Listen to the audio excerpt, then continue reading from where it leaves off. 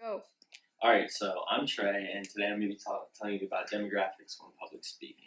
So the number one thing you want to know when talking about demographics is knowing your audience. You want to know this includes things such as race, age, gender, social class, group membership, ethnic origin, all that. You want to know who you're talking to so that it's easier for you to modify your speech and make sure that it falls well with the audience. The second thing you want to know is the room you're speaking in. This is so that you can get comfortable as you're speaking, and it allows your audience to also have that same comfort. These are things such as room exits, the room layout, and other things. But this comfort also helps your audience be more engaged into what you're saying because they're not so worried about anything else besides what you're speaking on. Cultural differences in the audience is one of the main things that the public speakers need to look out for. These are things such as beliefs, whether it be political or not, and they help the audience relate and continue to be engaged with what you're saying. So a way you can do this is maybe surveying the audience when you first start, asking questions geared to setting up your speech so that they understand what you're saying and that they'll be more interested in what you're saying. And the last thing you want to make sure that you do is the whole time you're talking, gouge the audience. Make sure that you can tell that they know what you're saying, they understand that they're on the same page, and to make sure that you, whenever needed, you change your speech to further What's up? I'm Trey, and these are the 9 most important rules of storytelling. Number 1, immerse your audience into a story, meaning using descriptive words, sometimes using images to help paint that picture in their head, so they'll be like, oh yeah, okay, I understand now, or like, I get it, or like they'll get a sense of feeling of, I was there. All right. Second most is the who. Who is basically all the characters that were there, anyone who was developed in it, names, names. And then the where is places, where were you at, places like the mall, the store, so everyone can get a better picture in their head of like what was really happening. And, the question, what will happen next? Basically, building up suspense in the story to keep people like on the edge of the seat and draw, like, giving you all their attention and making be more intrigued into what you're talking about. All right, star, something they'll always remember. Meaning, I was reading something about how Bill Gates did a podcast, not a podcast, but a TED Talk, and he was talking about mosquitoes and different like viruses they carry, and people with poverty and like how they have the disease and they can't do anything about it. And he opens a whole jar of mosquitoes on stage, and like that's something really like impacting to the audience, and they'll always remember that. Then show not tell. Basically, we'll go back to the number 1 rule, which like use pictures and descriptive words, and it's like mainly pictures so you don't tell them, like they can like get it themselves, like from your showing them. And then another rule is ending with positivity, like a positive ending, like a moral of a story, happiness, just a happy ending, like a fairy tale. And then tell a personal story. A personal story is the easiest story you can tell because it's your own story. It's from your life. You were there. You witnessed the whole thing.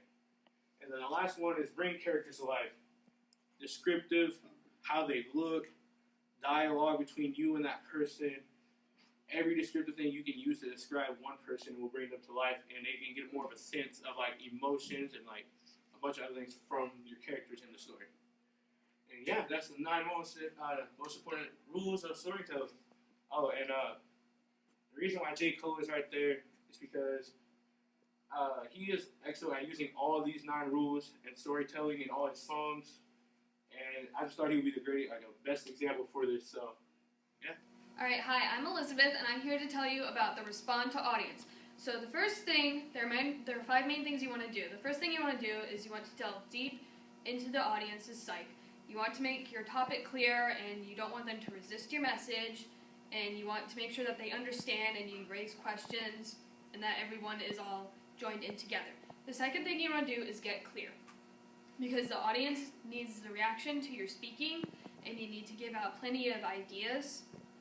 And the third thing that you want to do is you want to underwhelm them with data, because you don't want to overwhelm them with so much information that it causes them to be very overwhelmed, because that's not a positive response. So you want to underwhelm them. The fourth thing you want to do is you want to activate the action. You want to make sure that everybody is involved and that they are all participating, and that it's clear that you're not entirely the focus, that the audience is part of it. And the fifth thing you want to do is you want to have the audience interact. So, Go. Hi, I'm Katrina, and one of the major elements of audience connection is the pause. The pause shows that you're in control in your presentation. The three main uses of the pause is pacing, emphasis, and punctuation, or PEP for short. When you talk, you want to speed up. You want to say everything fast as possible, quick as possible. You don't want to give your presentation time to breathe. You want to get all the information out there and be done with it, and you don't even realize by the time your speech is over, no one knows what you just said. When you present slow down and give each sentence time to breathe. Speak at a smooth pace, and the key is to keep it consistent. Don't slow down when you lose your train of thought, and don't panic. Let your words flow and plan the structure of your speech beforehand. Something basic, just like a basic introduction, conclusion, and some high points. The second use of the pause is emphasis. This helps critical points in the speech. Just like when you write and use bold and italics in writing, you use the pause to help words or information stick out. Instead of saying, the world really needs more dogs, I think they're great, instead say, the world really needs more dogs, I think they are great companions. This helps give your speech a little bit more flair. And the last use of the pause is punctuation. This is similar to emphasis, but is used for a sentence or a phrase that really lets you say what you let what you want to say echo in the audience. It makes the speech more powerful, more fluid, and gets rid of ums and uhs. Punctuation helps give a moment for the audience to reflect. Silence is something critical in every speech. When you're about to give a speech, even before you enter a room, an audience has an opinion on you. That is because of the conscious energy that you give out. Energy is basically your vibes. To have good energy, you need to control your nerves. If you're super nervous, you're not going to be able to give the right kind of energy. Other things to make sure you give out the right kind of energy, you need to check your posture. Talking while slouching makes you look super uninterested, but if you talk while standing straight, people want to listen to you. Check the audience. If you talk like you're bored, your audience is going to be bored. But if you talk with energy, your audience is going to be energetic too. Move around. If you stand still and talk, you're going to sound super boring. But if you jump around, get excited, your audience is going to get excited too. Breathe. If you're not going to breathe, you're going to look like you're hyperventilating. Talk normally, breathe, it's good. Take control. If you find yourself zoning out, come back to life. Talk with energy.